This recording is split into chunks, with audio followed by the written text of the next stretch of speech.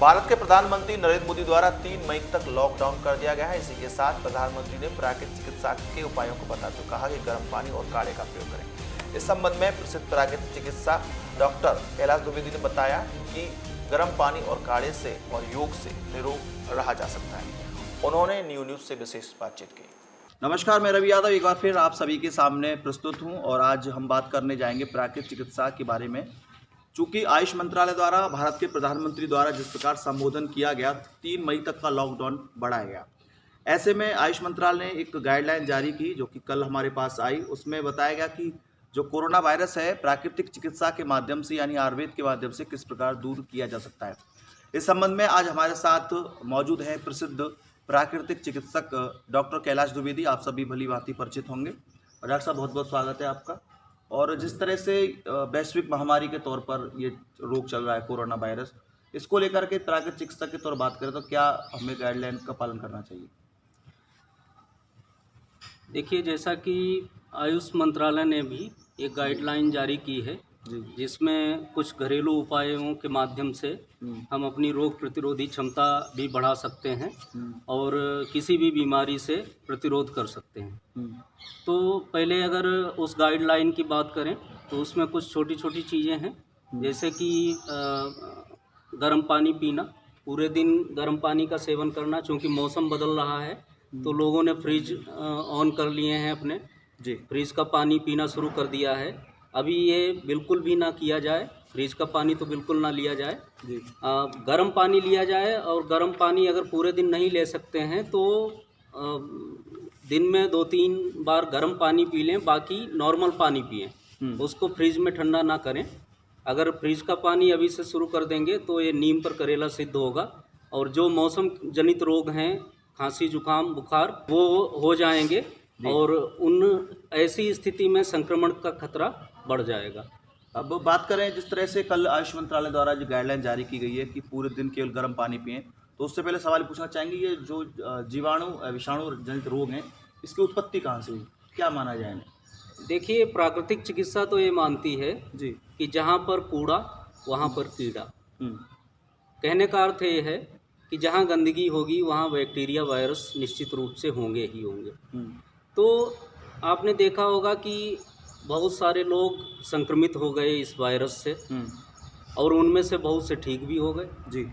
हालांकि इसकी कोई वैक्सीन नहीं बनी है, कोई मेडिसिन नहीं बनी है, फिर भी वो ठीक हो गए हैं। तो वो कैसे ठीक हो गए? वो ठीक हुए हैं अपनी प्रतिरोधी क्षमता के चलते। तो शरीर यदि शुद्ध है आंतरिक रूप से तो निश्चित रूप से प्रतिरोधी क्षमता उनकी प्रबल होगी, और प्रतिरोधी क्षमता प्रबल होगी तो कोई भी वायरस शरीर पर अटैक नहीं कर पाएगा।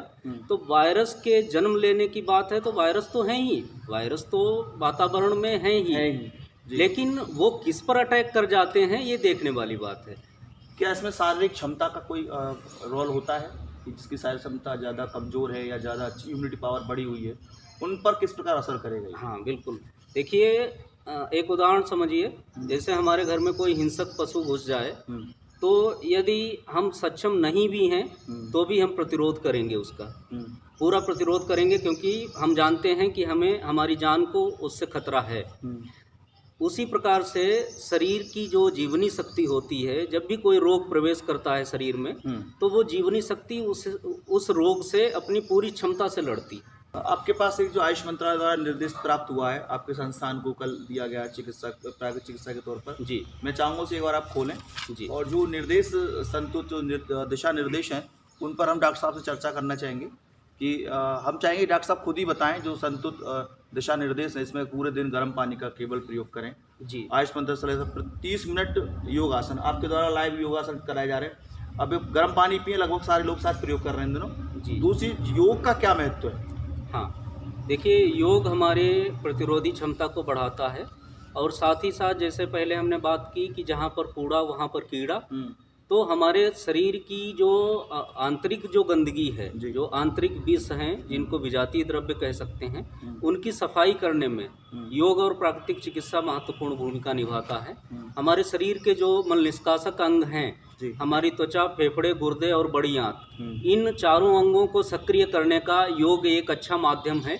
योग और प्राणायाम के माध्यम से और जीवन शैली में परिवर्तन करके हम अपने इन चारों जो अंग हैं, जो मल निष्कासक अंग हैं, उनको सक्रिय कर सकते हैं। और जब वो अंग सक्रिय हो जाएंगे, उसके पश्चात जो शरीर में ऊर्जा आएगी हमारे भोजन से, हमारे खान पान से, वो ऊर्जा निश्चित रूप से हमारे शरीर में जो प्रवेश कर रहे हैं वायरस, जीवाणु, उनसे प्रतिरोध करेगी।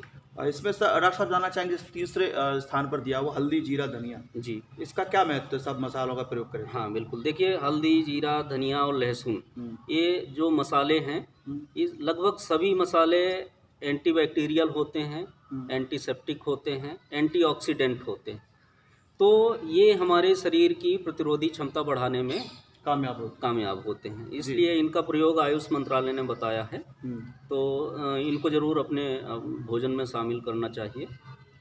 एक बात बताते चलो कि आप लोगों ने बहुत सी बार देखा होगा, कई किताबें छोटी छोटी stand, railway stand, bus stand पर मिलती हैं, जिसमें लिखा होता है रसोई से आपका स्वास्थ्य। तो आज ये पहला जो तीसरा पॉइंट है जो बताया गया, हल्दी, जीरा, धनिया, लहसुन आदि, तो ये रसोई से ही जो प्राकृतिक चिकित्सा प्रारंभ होती है उसका प्रारूप है, इसको मान सकते हैं रसोई। बिल्कुल मान सकते हैं। अब गतिरोधक क्षमता की बात करें, उसमें च्यवनप्राश का प्रयोग दिया हुआ है। हाँ। च्यवनप्राश को आमतौर पर लोग कहते हैं कि जाड़ों में लेना चाहिए, लेकिन ये पहली बार आयुष मंत्रालय ने शायद इसको लिखित में दिया है कि 10 ग्राम सुबह लें। जी। तो गर्मियों का दिन चल रहा है, एक भ्रांति है कि लोग गर्मियों में च्यवनप्राश नहीं लेना चाहिए, लेकिन आज दिया है। हाँ, इसको लेकर क्या कहना चाहेंगे? देखिए, च्यवनप्राश का जो अधिकांश जो च्यवनप्राश बनता है उसका बेस आंवले का होता है। आंवला विटामिन सी का भरपूर स्रोत है जी। और विटामिन सी और विटामिन डी, 2 विटामिन्स ऐसी हैं जो हमारी प्रतिरोधी क्षमता के लिए जिम्मेदार हैं। तो यदि हम 1 चम्मच च्यवनप्राश का प्रयोग करेंगे तो प्रचुर मात्रा में विटामिन सी हमारे शरीर के अंदर आ जाएगी, जो हमारी प्रतिरोधी क्षमता को बढ़ाएगी। जी। तो आप इसे ले सकते हैं। बस इतना ध्यान रखें, जो मधुमेह रोगी हैं वो शुगर फ्री लें। जी। बाकी सामान्य व्यक्ति जो सामान्य च्यवनप्राश है उसका प्रयोग कर सकते हैं। जी। अगले सवाल की ओर चलेंगे। कल जिस प्रकार आपने सुना होगा, भारत के प्रधानमंत्री द्वारा काढ़े का प्रयोग किया गया, चलते उन्होंने कहा कि काढ़े का प्रयोग करें, और चूंकि प्राकृतिक चिकित्सा में काढ़े का अपना विशेष महत्व है, तो डॉक्टर कैलाश द्विवेदी जी बताएंगे काढ़े का जो कल उद्बोधन प्रधानमंत्री द्वारा किया गया, तो वो सर जो बड़ा महत्वपूर्ण प्रश्न था, उन्होंने लोगों को बताया काढ़ा, उस पर विस्तृत चर्चा करना चाहेंगे आपसे। जी।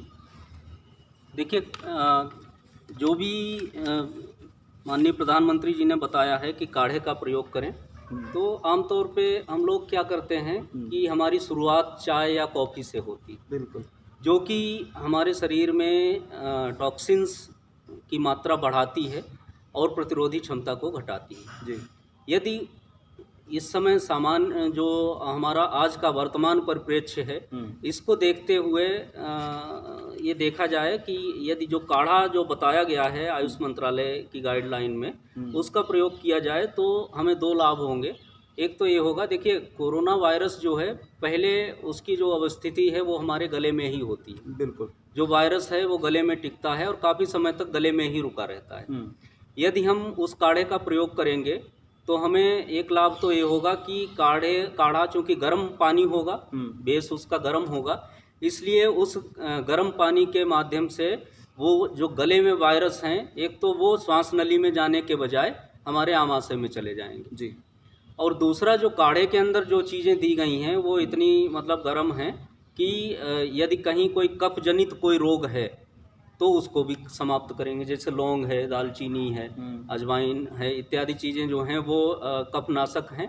तो कफनाशक होने की वजह से वो कफ वहाँ से हट जाएगा और हमारे आमाशय में जाकर यदि उस कफ में वायरस है उपस्थित, तो वो जब आमाशय में पहुँचेगा तो जो डाइजेस्टिव जूसेस हैं उनके द्वारा न्यूट्रलाइज हो जाएगा। जी। और हम संक्रमण से बच जाएंगे। ठीक है। काढ़े का प्रयोग बताऊं, आप लोगों तक शायद पहुंच गया हो, और लेकिन नहीं पहुंचा तो बता देता हूँ संक्षेप में। काढ़ा का जो प्रयोग बताया गया है वो तुलसी, दालचीनी, काली मिर्च, सूखी सुंडी यानी सूखी अदरक और मुनक्का से बनी हर्बल टी काढ़ा दिन में 1 से 2 बार पी सकते हैं। स्वाद के अनुसार आप इसमें गुड़ और ताज़ा नींबू का रस भी मिला सकते हैं। बिल्कुल। अगली और चलेंगे गोल्डन मिल्क, 150 ग्राम गर्म दूध और हल्दी चूर्ण का इसमें बताया गया, क्या प्रयोग माना जाए इसे? हाँ बिल्कुल। देखिए, दूध, वैसे दूध को कफकारक माना जाता है कि कफ जनित रोगों में दूध का प्रयोग हम लोग मना करते हैं, लेकिन जब उसमें हल्दी का प्रयोग हम कर देते हैं तो चूंकि हल्दी एक एंटीसेप्टिक, एंटीऑक्सीडेंट, एंटीबैक्टीरियल औषधि है, तो उस दूध का संस्कार बदल जाता है जी। हल्दी का चूर्ण मिलने से, और हमारी जो प्रतिरोधी क्षमता है वो तो बढ़ती ही है। और यदि कफ जनित कोई रोग हैं, उनकी शुरुआत हो रही है, तो वो भी खत्म हो जाते हैं। इसलिए दूध में हल्दी का प्रयोग करके ही उसको लेना उचित है। तो जिस प्रकार बताया, नाभि में हम लोग कई प्रकार के तेल लगाते हैं, तिल का तेल लगाते हैं, गौरस लगाते हैं, गाय का घृत लगाते हैं। जी इसमें भी प्रयोग किया गया कि तिल का तेल, नारियल का तेल मुंह में लेकर कुल्ला करें और उसे हाँ। नाक में लगाएं। तो ये क्या महत्व है? क्या विषाणु रुक जाएंगे इससे? देखिए, आयुर्वेद में एक क्रिया है जिसको नस्य क्रिया बोलते हैं, तो पंचकर्म के अंतर्गत आती है। तो उस नस्य क्रिया में हम नासिका के अंदर कुछ आयुर्वेदिक तेलों का प्रयोग करते हैं, जिनके द्वारा जो हमारे गले में कफ है वो कफ बाहर निकल जाता है। जी।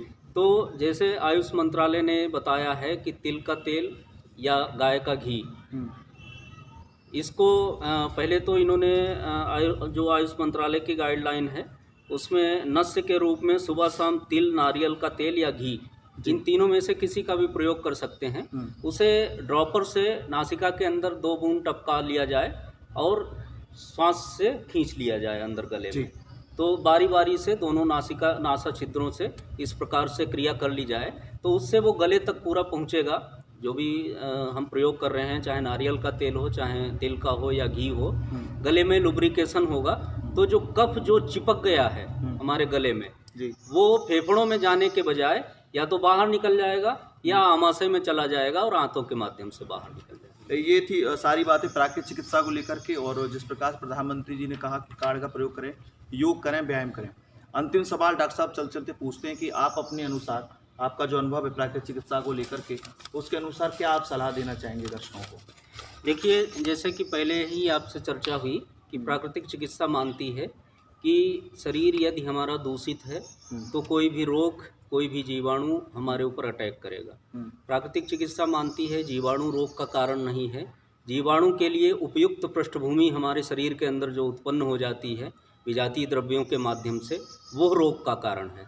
तो हमें वो कूड़ा हटाना है, वो गंदगी हटानी है, और उस गंदगी को हटाने के लिए हम अपनी त्वचा को सक्रिय करने के लिए घर में, देखिए प्राकृतिक चिकित्सालय में जाना तो संभव नहीं है इन लॉकडाउन के दिनों में, तो हम कुछ ऐसे उपाय आपके साथ शेयर करेंगे जो घर बैठे हम अपना शरीर का शोधन कैसे करें आंतरिक रूप से। तो उसमें सबसे पहले दिनचर्या, हम जीवन शैली में कुछ ऐसे परिवर्तन करेंगे। एक तो सूर्योदय के पहले उठना, सुबह सूर्योदय से पहले उठ जाना है। उसके बाद में अपना ब्रश करके शौच इत्यादि जाने के पहले गर्म पानी पीना है जी, 2 गिलास 3 गिलास गर्म पानी पीकर। और कुछ अभ्यास जैसे कि हम सुबह आजकल अपना लाइव योगा क्लास में भी बताते हैं कि ताड़ासन, तिर्यक ताड़ासन और कटी चक्रासन, ये 3 ऐसे आसन हैं। आप लोग इंटरनेट पर भी सर्च करेंगे तो पता चल जाएगा। तीनों आसनों को करने के बाद में शौच के लिए जाएं तो पेट एकदम से साफ हो जाएगा। ये अर्ध संख प्रक्षालन जैसी स्थिति बनेगी। तो पेट साफ हो गया मतलब आपने शरीर का एक मल निष्कासक अंग सक्रिय कर लिया। बड़ी आंत आपकी क्लीन हो गई और बड़ी आंत सक्रिय हो गई जी। उसके पश्चात हम स्नान करने से पहले जो सुबह की धूप है, 7 बजे से 8 बजे के बीच की जो धूप है, विटामिन डी जिसे बोलते हैं, यस जी, उसमें बैठेंगे। और यदि आप गांव के निवासी हैं तो मिट्टी का लेप भी कर सकें शरीर पर, तो सोने पर सुहागा होगा। पूरे शरीर पर मिट्टी का लेप लगा के और 1 घंटे के लिए धूप में बैठ जाइए। अगर मिट्टी उपलब्ध नहीं है तो आप सामान्य रूप से 1 गिलास ताज़ा पानी पीजिए, सिर के ऊपर गमछा रखिए या कोई सौफी, कोई तौलिया भिगोकर उसे माथे पर लपेट लीजिए और धूप में बैठ जाइए। आधा घंटा 45 मिनट तक खूब पूरे शरीर को नंगे बदन धूप लगने दीजिए। तो उससे क्या होगा, 2 फायदे होंगे। एक तो विटामिन डी भरपूर मात्रा में हमें मिलेगी जो हमारी प्रतिरोधी क्षमता बढ़ाने के लिए जिम्मेदार है।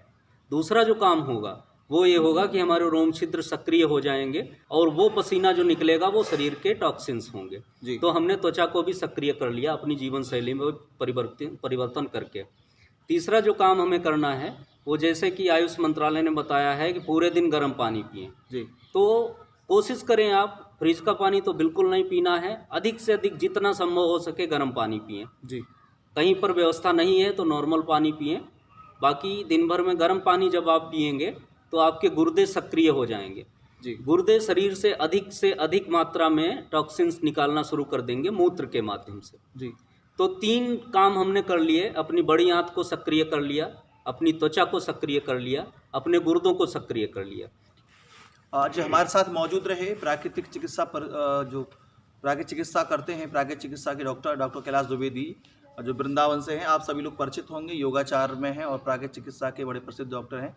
और प्राकृतिक चिकित्सा के माध्यम से जिस प्रकार से रोगों का निवारण डॉक्टर साहब ने बताया, उसके अनुसार हम ये चाहते हैं कि आप सभी लोग प्रयोग करें। साथ ही साथ गर्म पानी कम से कम अवश्य प्रयोग करें। यदि आपको योग वगैरह में कोई दिक्कत आ रही है, जिस तरह डॉक्टर साहब ने बताया, आप योग कर सकते हैं, लेकिन गर्म पानी का प्रयोग अवश्य करें। अपनी दैनिक दिनचर्या को सुधारें, सुबह जल्दी उठें, इसके साथ साथ धूप का सेवन अवश्य करें, विटामिन डी का प्रयोग लें और विटामिन सी का भी आप प्रयोग फलों के रूप में कर सकते हैं। सबसे बड़ी बात ये रही कि डॉक्टर साहब ने बताया कि सुबह आपको सूर्य उदय से पहले उठना है और शारीरिक शक्ति को अपनी को मजबूत करना है। इन दिनों चूंकि आप सभी लोग घर में हैं, तो घर में विभिन्न प्रकार के योग आसन करके भी आप स्वास्थ्य लाभ ले सकते हैं। डॉक्टर साहब बहुत बहुत धन्यवाद और मुझे भी दी इजाज़त। नमस्कार।